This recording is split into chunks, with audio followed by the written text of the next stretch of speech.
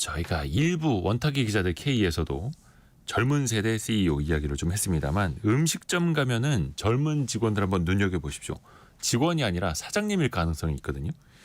얼마 전에 한 카드사가 발표한 자료를 보면요. 전체 자영업자의 약 20%가 2030 세대라고 합니다. 자영업 시장에도 세대 교체가 일어나는 걸까요? 오늘 창업 트렌드도 MZ세대 사장님과 함께합니다. 부대찌개 전문점 4곳을 운영하는 부대옥 임성식 대표 그리고 창톡의 노승욱 대표 함께합니다. 안녕하세요. 안녕하세요. 안녕하세요. 임성식 대표님은 M세대가 아니라 Z세대네요. 몇 년생인지 여쭤봐도 됩니까? 93년생입니다. 93년생이면 만으로 31살. 31살. 근데 벌써 점포가 4곳이에요. 네, 장사 경력은 한 7년 정도 되고요. 예. 네, 지금 매장은 4곳 운영하고 있습니다. 라디오로 들으시는 분들은 오해하실 것 같은데 어떻게 저 목소리가 93년?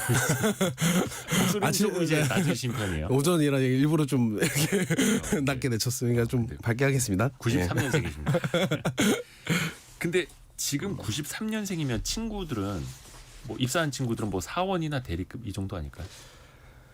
그렇죠. 이제 뭐 취업을 못한 친구들도 있고 아직 뭐 지금 요즘 뭐 경기가 안 좋다 보니까 뭐 이직도 사실 쉽지가 않고 뭐 그런 상황입니다. 창업 7년 차라고 했습니다. 예, 그럼 20대 때 창업을 했다는 얘긴데.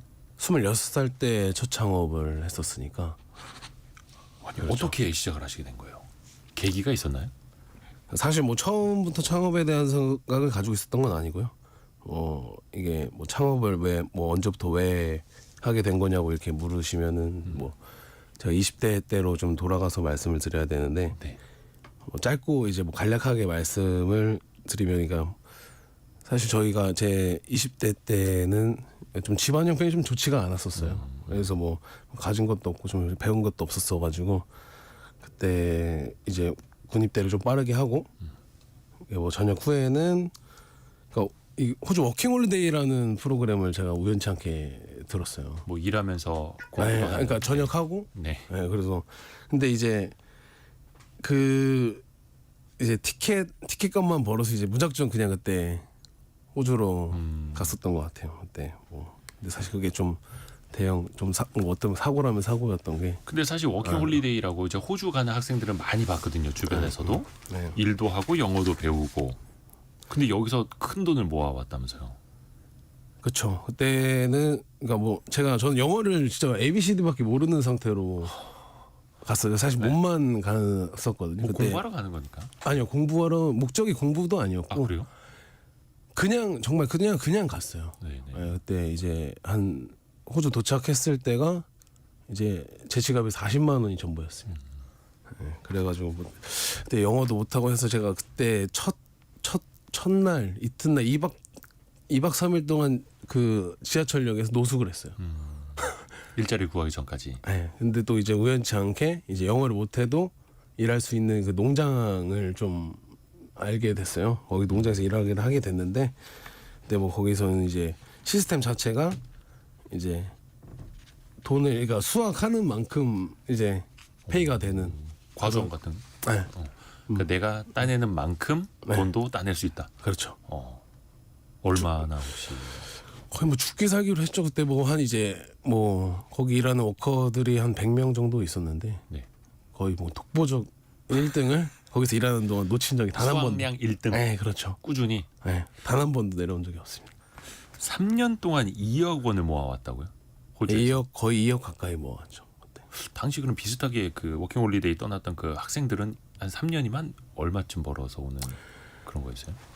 모아서 가져가는 친구를 본 적이 없습니다. 다 쓰고 갔다 거의. 그렇죠. 근데 3년 동안 2억 원을 일하면서 모을 정도면 거의 안 쓰고 일은 최고로 열심히 했고 거의 그거네요. 일만 했던 것 같아요. 그 3년 20대 때 3년 반 동안 호주에 있었던 생활은 저한테 추억이라기보다는 그냥 돈만 벌고 왔습니다. 거의 이런 이야기는 한 5, 60 정도 되신 분이 이제 성공 예감이 아니라 성공 시대에 나오셔서 하는 그런 목소리 같기도 한데 대단합니다. 주변에서 반응은 어땠나요?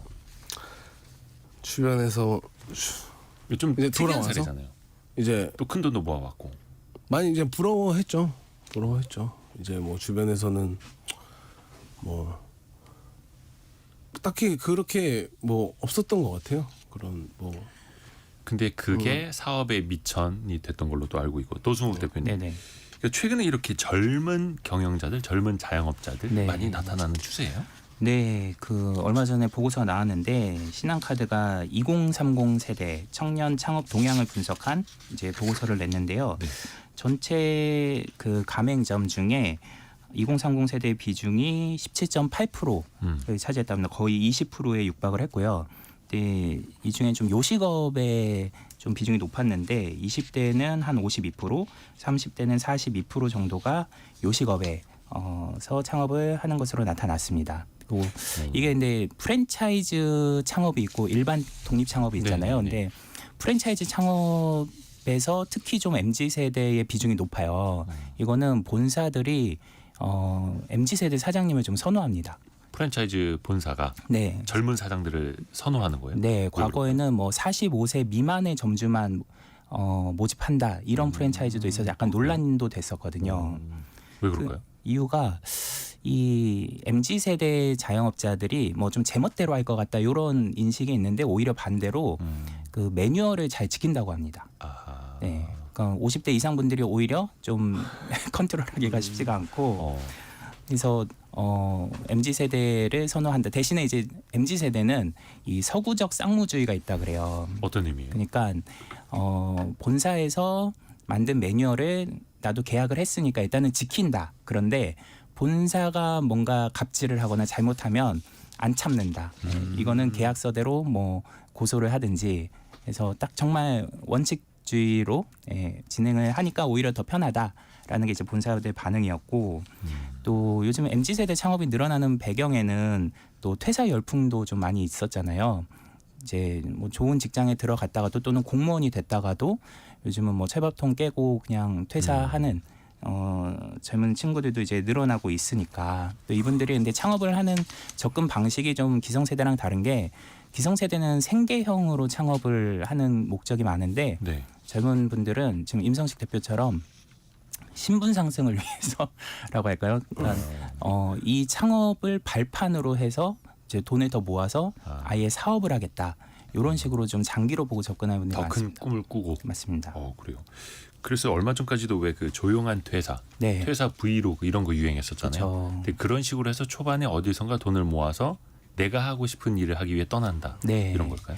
맞습니다. 이 서울시에서도 지금 청년 공무원들의 퇴사 열풍이 일고 있는데요. 네. 임용 5년 차 이하의 그 공무원들이 퇴직률이 2019년에는 5%가 안 됐는데 2022년에는 거의 9% 가까이 3년 만에 한 2배 가까이 증가를 했고요. 또 앞으로 더 청년 창업이 늘어날 걸로 보이는 게 내년에 병장 월급이 200만 원이 넘어간대요. 그러면서 한 18개월 복무하고 나오면은 한 2천만 원 가까이 모을 수가 있습니다.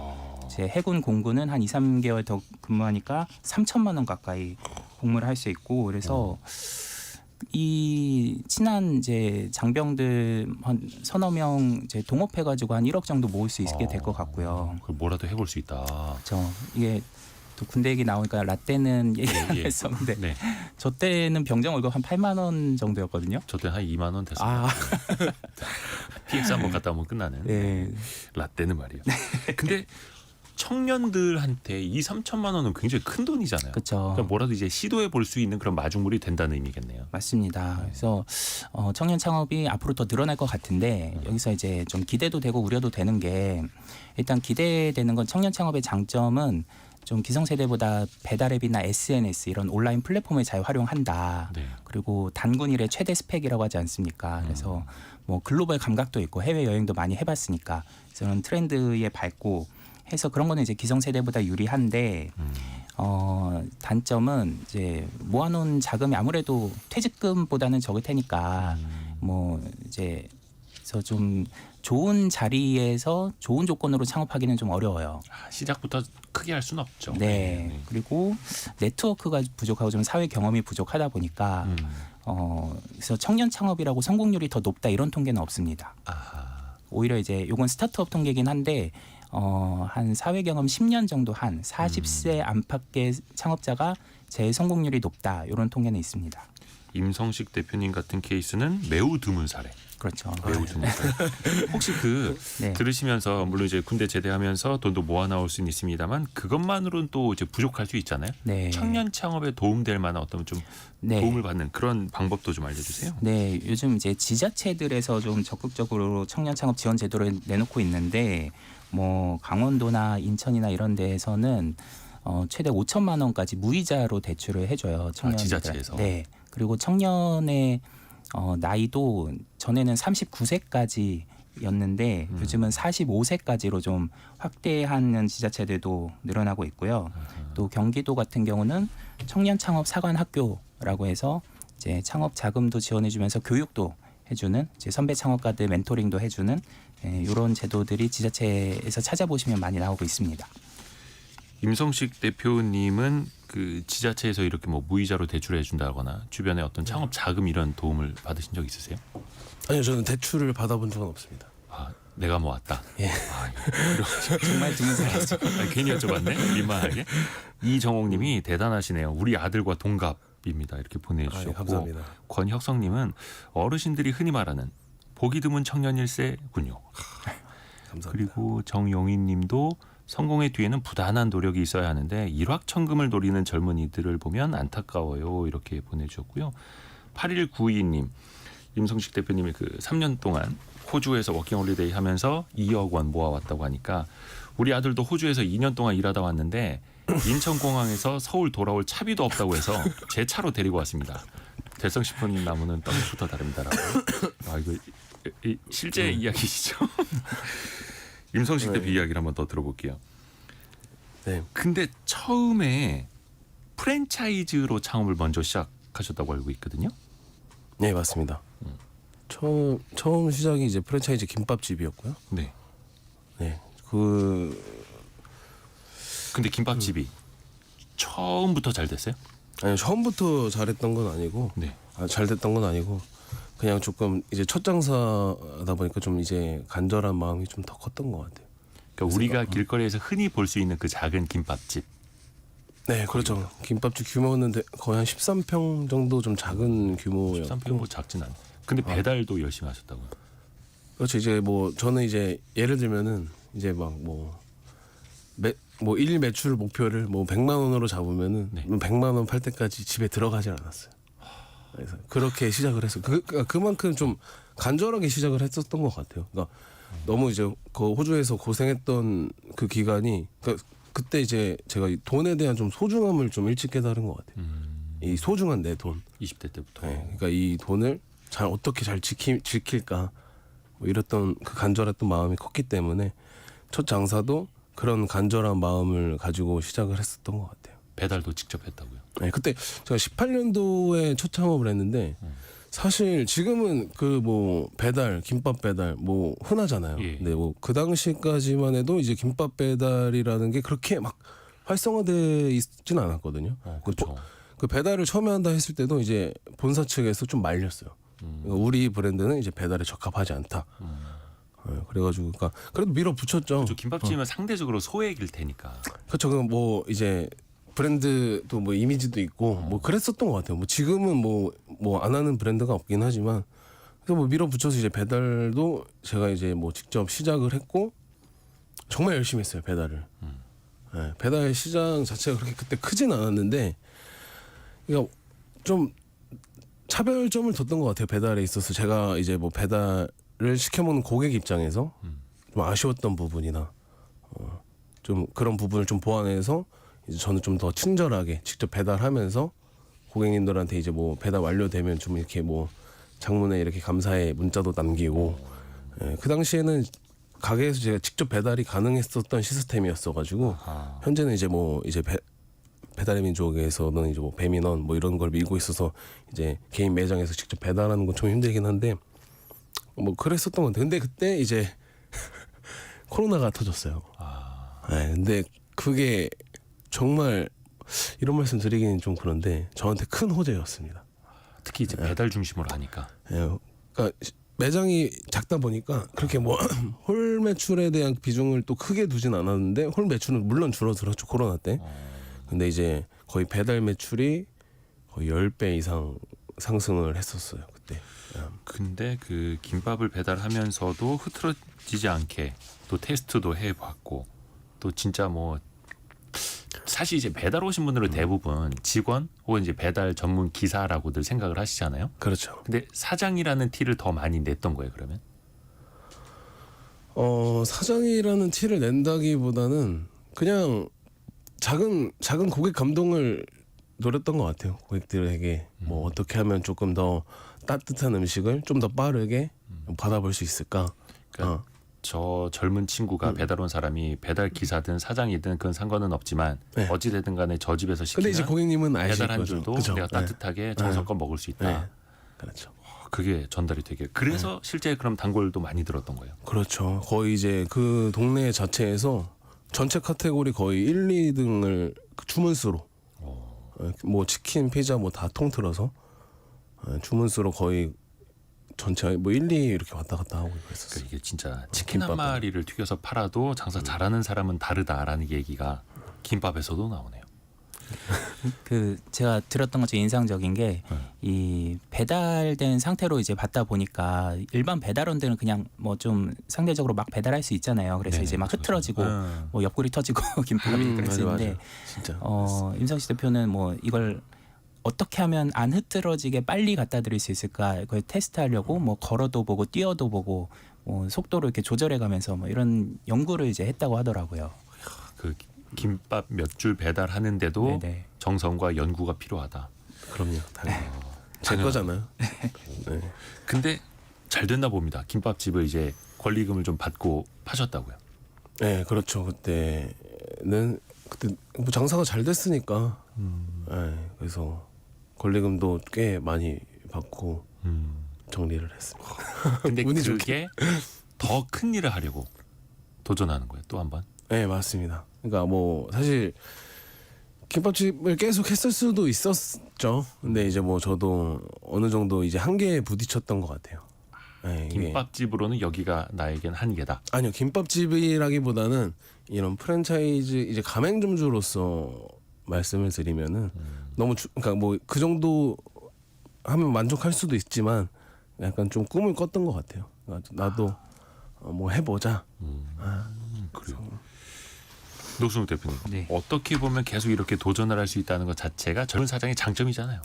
그렇죠. 그러니까 가맹점주로 시작을 해서 프랜차이즈 대표로 지금 민성식 대표도 성장을 한 케이스고 어떤 분은 30대에 이제 점주가 돼서 그 가맹 본사를 인수한 분도 있어요. 그러니까 이제 본사가 망해가지고 근데 그 중에 이제 잘하는 점주한테 그냥 이제 우리 거를 이제 맡아서 해달라. 그래서 다른 가맹점에 한 10개 정도 됐었는데 그런 걸 이제 다 아우르면서 네, 그렇게 또 본사 대표로 된 경우도 있고 그래서 통계를 보면 젊은 점주 20대 30대 점주들의 사업 영위 기간이 좀 짧습니다. 그게 이제 나이 드신 분들은 요거를 뭐 좀 생계형으로 하니까 이제 기대 수익률이 그렇게 높지가 않은 거죠.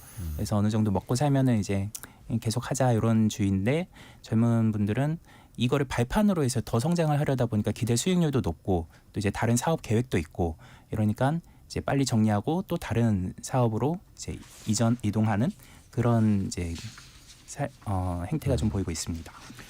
임성식 대표님은 호주에서 워킹홀리데이 하면서 수확량 1등 예, 그리고 김밥 배달도 1등. 예, 그렇습니다. 근데 이제 어떻게 보면 지금은 이제 부대찌개 이제 일을 또 하고 계시는데 요식업이잖아요 어디까지나. 예, 그래서 그렇죠.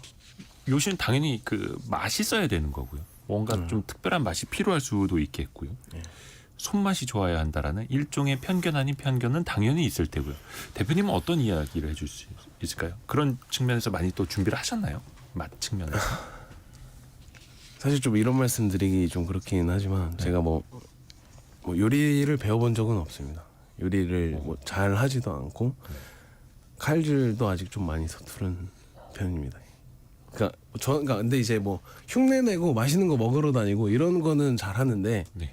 이게 사실 이제 요리 실력 뭐 이런 거 말씀하시는 것 같아서 말씀을 드리면은 저는 이제 뭐 요리랑 좀 장사는 완전히 다른 분야라고 생각을 합니다. 오, 네. 요리와 장사는 완전히 다르다. 네, 그렇죠. 뭐 물론 이제 그렇다고 해서 뭐 맛없어도 된다 이런 뜻은 전혀 아닙니다. 그냥 맛은 기본이죠. 그건 기본이다. 맛은 무조건 기본으로 잡고 시작을 하고 그러니까 무엇을 뭐 어떻게 팔지를 생각을 하고 구상을 하는 게 장사라고 생각을 합니다. 어. 뭐 예를 들어 뭐 부대찌개라고 하면은 뭐 부대찌개라는 뭐 대중적인 음식을 뭐 어떻게 왜 뭐 접근성 좋고 가성비 좋게 팔자. 약간 네. 이런 장사의 마인드로. 근데 사실 우리도 보면 이제 부대찌개도 프랜차이즈도 굉장히 많고 부대찌개 가게도 주변에서 흔히 볼 수 있잖아요. 네, 어떤 좀 차별화 포인트로 잡으신 거는 어떤 게 있었을까요? 사실 뭐 크게 차별화 둘 게 뭐가 있을지 고민을 좀 많이 했던 것 같아요. 부대찌개 전문점도 그러니까 사실 뭐 저도 부대찌개 이렇게 브랜드를 만들 때 얼마나 많은 부대찌개를 먹어봤겠습니까. 그러니까 정말 안 먹어본 곳이 없을 정도로 많이 가봤는데 그래서 엄청 많이 연구를 했어요. 그러니까 정말로 이제 김밥집을 엑시트하고 이제 제 부대옥을 이제 런칭할 때 삼시세끼 이제 부대찌개만 먹었던 거예요. 그러니까 거의 한 두 달 동안은 다른 음식 자체를 아예 안 먹었어요. 다른 음식 먹으면 배불러서 부대찌개 못 먹을까봐. 와, 그 정도. 정말 부대찌개만 먹었어요. 그것도 여기저기 다 돌아다니면서. 그렇죠. 제가 해 먹어도 보고 저만의 레시피를 찾으려고 계속 해 먹어 보면서 그런 찾았던 것 같아요. 그러니까 맛을 기본적으로 잡고 너무 그러니까 이제 뭐 차별점을 계속 두려고 하다 보니까 이게 또 흐트러질까봐 다른 부대찌개 집들과는 조금 깔끔한 인테리어와 뭐 식당 분위기 이런 거를 조금 과하지 않게 녹여냈던 것 같아요. 저희 부대옥에. 부대찌개 하나만큼은 내가 정말 철저하게 연구했다. 자부심이 있을 정도로. 네. 엉뚱한 질문 좀 드려보자면 거의 뭐 백종원 씨 앞에서도 이제 저는 흘리지 않을 정도로? 부대찌개는 제가 만든 부대찌개 제일 맛있다 생각합니다. 오, 야, 역시 도발적이네요. 부대찌개 하나만큼은 내가 백종원 대표보다 낫다. 혹시 젊은 사장이라 뭐 현실적으로 좀 어려운 점은 없습니까? 뭐 예를 들어서 일하시는 분들 대부분이 그 임 대표님보다 나이가 많을 수 있잖아요. 그렇죠. 보통 첫 창업 때부터 이제 우리 임원뻘 되는 분들이랑 일을 해왔어가지고 처음에는 좀 많이 휘둘렸던 것 같은데 사실 젊은 게 이게 단점보다는 장점이 훨씬 더 많기 때문에 처음에는 많이 휘둘렸지만 이제 뭐 저는 이제 직원들한테 좀 많이 배우려고 했던 것 같아요. 네. 존중하고 계속 배움의 자세로 직원들한테 다가가고 그러다 보니까 어느 순간은 이제 뭐 제가 이제 직원보다 더 잘하게 되고 그러면서 또 직원들은 이제 뭐 젊은 사람이 뭘 알겠어 약간 이런 마인드에서 우리 젊고 잘하는 사장님 이렇게 마인드가 바뀌더라고요. 자연스럽게. 본인이 또 그걸 실력으로 보여주는 거고. 그러니까 네, 그렇죠. 손님들의 반응은 어땠을까요? 손님들이 보는 이 젊은 사장의 이미지. 예를 들어서 김밥집 했을 때도 20대였고 네, 김밥집 그 엑시트 한 게 몇 년? 22년도였습니다. 얼마 안 됐네요. 재작년. 그때 이제 30대 초반이고 네. 어떻습니까? 손님들의 반응은? 뭐 예를 들어서 그런 분들 없습니까? 왜 드라마에 나오듯이 사장 나오라 그래. 이런 분들. 근데 이제 저는 뭐 그 현장 이제 매장에서 일을 할 때는 좀 약간 사장 타이틀을 내려놓고 일을 해요. 그러니까 누가 봐도 사장인데 직원인 척을 하는 거죠 계속. 딱 봐도 이제 뭐 외모만 보면 알바생일 수 있어요. 예. 네. 그쵸. 그러니까 뭐 저는 이제 뭐 그렇게 보시는 분들이 되게 많죠. 근데 뭐 사장 나오라 그래 이러면은 제가 뭐 여기 뭐 직원인데 이렇게 뭐 더 친절하게 응대를 하고 좀 더 그 문제 되는 부분을 좀 깔끔하게 해소를 해드리면은 어떻게 이제 고객 입장에서 어떻게 돌아오냐면은 그러니까 만약에 사장이라는 거 알고 있으면은 고객 입장에서는 사장이니까 이렇게 하지라고 생각할 수 있어요. 근데 제가 계속 직원이라고 하면은 여기 사장 직원 잘 뒀네. 그러니까 이런 반응으로 돌아오더라고요. 오히려 이제 가게에 더 플러스적인 요소가 되는 것 같아요. 그렇게 뭐 좀 많이 내려놓고 무조건 사장이라고 해가지고 막 이렇게 하는 게 아니라. 가끔 이제 그렇게 사장님처럼 일 열심히 하는 직원들 보면은 저도 이제 좀 감탄할 때가 있습니다. 네, 맞아요. 그래서 사장님 자제분인가? 라는 이런 생각도 들고. 근데 또 그런 분들은 일하는 거에서 하나하나 행동이 또 미래가 보이기도 해요. 열심히 하시는 분들 보면. 노수묵 대표님이 지켜보기엔 어때요? 뭐 특히 이제 젊은 세대가 기성세대에 창업하시는 분들하고는 어떤 특징이 있을까요? 차이점이나. 네, 저는 이제 프랜차이즈 대표분들을 이제 20대부터 뭐 60대 분들까지 만나봤는데 일단 젊은 프랜차이즈 대표들이 요새 정말 많아지고 있거든요. 2030. 네, 이분들은 기성세대 분들보다 좀 데이터를 강조하고요.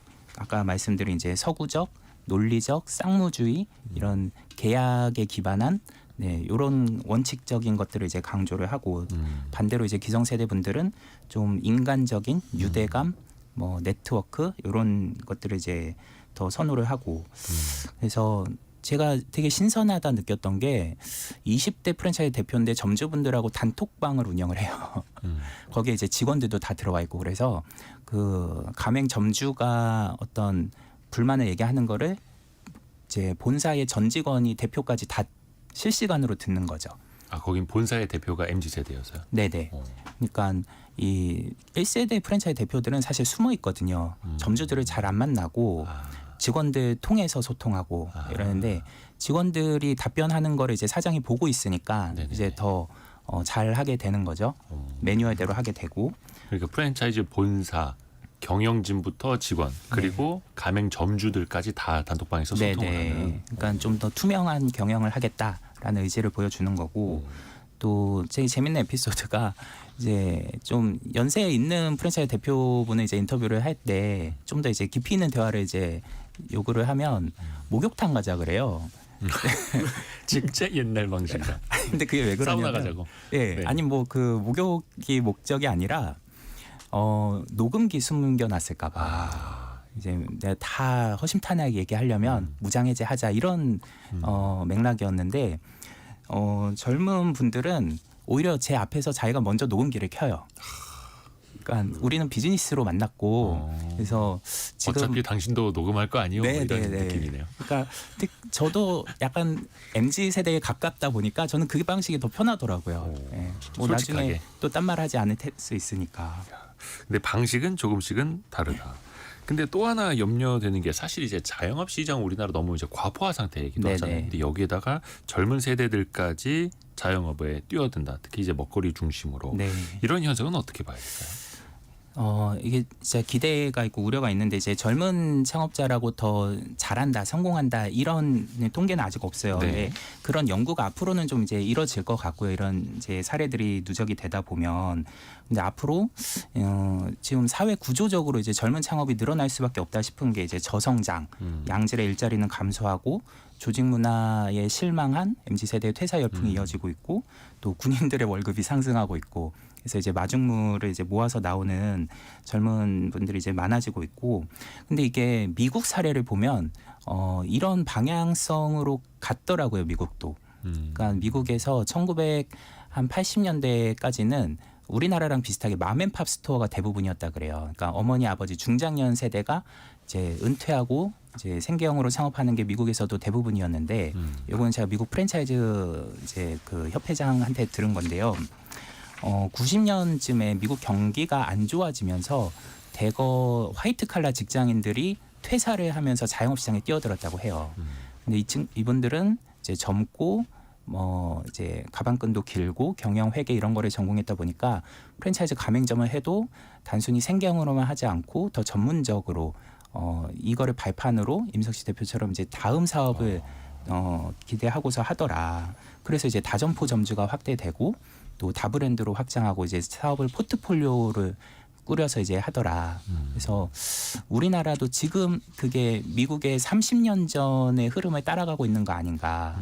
그래서 앞으로 이런 청년 창업이 늘어나는 거를 예상을 했을 때 이제 기성세대 분들도 청년 창업자분들의 장점을 좀 벤치마킹해야 되지 않을까. 온라인 플랫폼 이런 것들, 푸드테크 이런 것도 더 활용을 해야 이제 선의의 경쟁을 할 수 있을 것 같습니다. 근데 또 너무 이제 음식 장사에 쏠린다는 지적에 대해서는 어떻게 보세요? 그 부분에서 근데 이제 그 청년 창업자들이 사실 자본의 열쇠가 있잖아요. 네. 그러니까 목 좋은 곳에 들어가기는 어렵거든요. 그러니까 편의점이랄지 뭐 카페랄지 이런 차별화가 어려운 업종에서는 비교 우위를 가져가기가 어려운 것 같아요. 근데 이제 외식업은 뭐 컨셉이나 뭐 메뉴나 이런 서비스나 이런 걸로 좀 차별화할 수 있는 영역들이 있다 보니까 소자본으로 창업할 수 있는 좀 쉽게 접근할 수 있는 업종이 이제 요식업이다 보니까 좀 그쪽으로 몰리는 것 같습니다. 일단은 우리 그 미디어를 통해서 접하는 케이스들은 대부분 이제 성공하신 분들, 잘 되시는 분들 위주로 이야기를 또 듣다 보니까 약간의 좀 생존 편향이 생길 수도 있겠습니다만 일단 임성식 대표님은 잘 되고 계시고 또 20대 때 시작을 했고 그러니까 지금 본인의 입장에서 봤을 때 혹은 주변 상황을 봤을 때 보다 젊었을 때 이렇게 자영업 창업을 하는 거에 대해서는 어떻게 생각하세요? 본인의 이야기가 아니라 남의 얘기라면. 저는 개인적으로 이제 장사를 너무 쉽게 생각하고 도전하는 건 좀 말리고 싶고요. 장사라는 것 자체가 제가 해보니까 느껴지는 게 너무 외롭습니다. 그래요. 너무 외롭고 끝없는 인내를 해야 되고 지금 93년생의 목소리에서 정말 끝없는 그 외로움과 고독함이 느껴집니다. 정말 힘들었기 때문에 제가 이렇게 말씀을 드리는 거거든요. 옆에 지금 라디오 정보센터 준비하시는 분께서 쳐다보셨어요. 어떤 사람인가. 얼굴이 궁금한 목소리. 그러니까 보통 멘탈로 사실 장사를 하기는 쉽지는 않아요. 네, 그렇기 때문에 뭐 약간 좀 악바리 근성이 있어야지 할 수 있지. 이거 뭐 그래도 이제 첫 창업을 한다고 하면은 뭐 좀 더 젊은 나이에 하는 거를 굳이 해야겠다고 하면 추천드리죠. 저는. 본인은 어렸을 때부터 악발이라는 얘기 좀 많이 들었습니까? 근성이 있다는 얘기? 좀, 뭐 미친놈이라는 내 말이 좀 많이 들었습니다. 그러니까 속된 말로 그렇게 그런 얘기를 좀 들었고, 약간 좀 쟤는 이제 뭐 무인도에 떨어뜨려놔도 생존할 놈이다. 그러니까 이런 얘기를 좀 어렸을 때 좀 들었던 것 같습니다. 그런 것 어렸을 같습니다. 때부터. 그러니까 뭐 하나에 빠져들면은 확실히 승부를 봐야 하는 또 본인이 그걸 또 이겨내고 성과를 내고 무슨 일을 해도 사실은 성공했겠다, 그렇죠? 지금까지 아마 호주에서 그 과수원에 있었어도 수확량 1등 농장주가 됐겠죠, 그때는. 거의 뭐 피카소네. 피카소네. 내가 무엇을 하든 내가 1등이 될 것이다. 막 이렇게. 근데 이제 가게를 하나를 하다가, 그러니까 남의 기업 그 프랜차이즈 매장을 하다가 이제는 본인이 매장 4개를 하고 이걸로 이제 프랜차이즈 사업까지 도전을 하는 거잖아요. 그럼 이제는 그렇죠. 장사에서 경영의 영역으로 넘어가는 건데 이게 너무 큰 일 아닙니까? 그렇죠. 그러니까 저도 사실 제 스스로 평가를 하자고 하면은 네. 저는 이제 뭐 사업가 느낌보다는 장사꾼 기질에 좀 가까운데 저도 새로운 도전이기 때문에 근데 사실 한번 보고 싶은 거예요, 제 모습을. 그러니까 제가 이제 뭐 프랜차이즈 본사로서 어떤 모습으로 사람들에게 보여지고 예비 점주들한테는 뭐 어떻게 평가될지 그러니까 이런 모습을 좀 보고 싶은 거예요. 그럼으로써 뭐 저도 스스로 뭐 성장을 해 나가면서 이렇게 뭐 그런 모습 얼른 빨리 보고 싶습니다. 근데 또 이걸 프랜차이즈 가맹 본부가 되려면 네. 사업으로 하려면 그리고 또 다른 이제 가맹점을 또 모집을 하려면 자본도 좀 필요하지 않습니까? 자본 필요하죠. 다 준비는 준비 다 됐고 사실 아까도 여유가 말씀드렸다시피 느껴지지. 저는 일단 현재 빚은 없습니다. 모든 매장이 시작할 때부터 빚이 없었고 예 그렇습니다. 지금도 마찬가지고. 예 이제 뭐 예비 점주들한테도 제가 뭐 미리 말씀드리자면은 이제 첫 창업은 너무 무리하지 않게 예, 자기 자본금 플러스 이제 여유 자금은 꼭 준비하시고 시작하는 거를 적극적으로 추천드립니다. 거의 뭐 100%다 올인 이게 아니라 네, 그렇죠. 너무 빠듯빠듯하게 여기서 끌어쓰고 저기서 끌어쓰고 이러지 마시고 자기 이제 그 자본금 안에 여유금 좀 빼놓고 그렇게 시작하는 거를 추천드리고 있습니다. 근데 그 부대찌개 전문점도 한 곳이 잘 돼서 거기서 또 여유 자금으로 또 한 곳을 확장하고 이런 식으로 나갔던 거예요. 예, 맞습니다. 대부분은 이제 조금 부채를 끼고 네. 레버리지로 투자를 하시잖아요. 네네. 그 부채가 적정한 부채는 뭐 사업 확장을 위한 레버리지가 될 수 있으니까 그 자체가 나쁜 건 아닌데 저 임성식 대표가 참 특이한 케이스예요. 성향 자체가 좀 그러니까 그렇습니다. 오늘 임성식 대표는 좀 특이한 케이스라는 거. 예, 진짜 근성 있는 1인. 그러니까 이렇게 해야 돼요. 장사할 때. 그러니까 그만큼 너무 그러니까 저는 이게 두 대표님께서 이제 뭐 제가 뭐 대단하다고 말씀을 하시는데 저는 또 반대로 이제 제가 대단한 게 아니거든요. 그러니까 이 정도는 해야지 장사를 그렇죠. 절실하게. 너무 간절해야 돼요. 간절해. 이거 아니면 안 된다. 노승욱 대표님이 그랬구나. 보시기에도 주변에서 보면 네. 창업하실 때도 그냥 뭔가 여유 있게 혹은 준비 안 된 상태에서도 많이 이제 시작하는 분들 많이 봤다고 그때 네네. 말씀해 주셨었는데 진짜 간절함이 보이는 분들이 많이 네. 있나요? 그쵸. 그러니까 어떤 분은 그래요. 이 자영업, 이제 외식업 이쪽이 그 우리 사회에서 마지막으로 신분 상승할 수 있는 채널이다. 예, 마지막 허용된 사다리다라고 할 정도로 그 외식업은 좀 이제 그런 어렵게 이제 시작하시는 분들이 많고, 근데 이게 이제 포화가 됐다 이런 말씀을 많이 드리지만 사실 그 경쟁에 허수가 있다라고 이제 생각하는 분들이 좀 있는 것 같아요. 이렇게 후발주자로 시작하시면서도 성공하시는 분들은 그러니까 내가 이제 차별화만 할 수 있는 그 자신이 있으면, 그런 아이템만 있으면 이 경쟁 강도 자체는 그 숫자만큼은 그 포화된 만큼은 아니다라고 해서 접근하는 분들이 있는 것 같은데, 이게 근데 점점 진짜 경쟁 강도는 과거에 비해서는 더 치열해지고 있거든요. 네. 근데 그거는 이제 뭐 나이를 떠나서 네. 누구나 이제 철저한 준비를 하고 그 간절함을 바탕으로 또 해야 된다는 네네. 거고요. 또 하다 보면 이제 사업을 또 확장하고 싶을 때 있잖아요. 네네.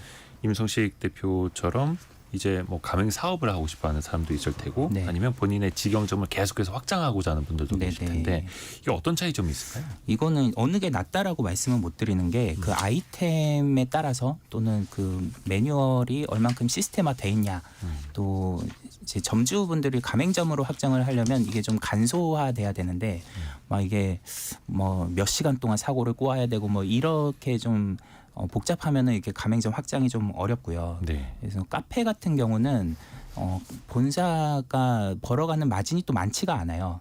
이게 원두 가격 자체가 이렇게 비싸지가 않다 보니까, 그래서 카페는 직영으로 늘리는 게 더 돈을 벌 수도 있고, 그래서 이건 아이템에 따라서 좀 다를 수 있습니다. 임성식 대표님은 이제 저희 처음으로 라디오 같이 하셨는데 본인의 꿈은 어디까지입니까?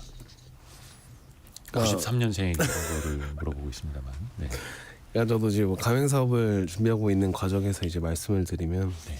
그러니까 저 이제 뭐 함께 협업해 나갈 수 있는 이제 점주들을 적극적으로 모집할 예정이고, 그러니까 부대찌개 뭐 부대옥에서만 머무르는 게 아니고 뭐 저희 브랜드 슬로건 아래에서 뭐 약간 좀 다양한 형태의 찌개나 뭐 탕, 국물 베이스의 브랜드를 뭐 또 런칭 한번 기회가 되면 런칭도 한번 해보고 싶고, 이제 대한민국의 대표적인 제조 브랜드로 자리 잡고자 하는 목표가 있고요.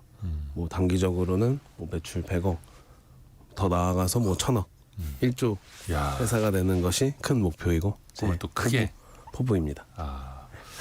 지금 청취자 몇몇 분께서 그 임성식 대표님이 운영하시는 그 부대찌개 전문점도 벌써 찾으셨네. 그래서 가서 이제 사장 나오라 그러시나. 달려가겠습니다. 아유, 6118님은 저희 집 자녀들도 헤어샵을 하는데 어려운 점 참 말도 못해요. 진심이 묻어난 한마디 한마디 감격합니다. 이렇게 보내주셨습니다. 오늘 창톡의 노승욱 대표 그리고 부대옥 임성식 대표 함께했습니다. 고맙습니다. 감사합니다. 라디오 정보센터 다녀옵니다.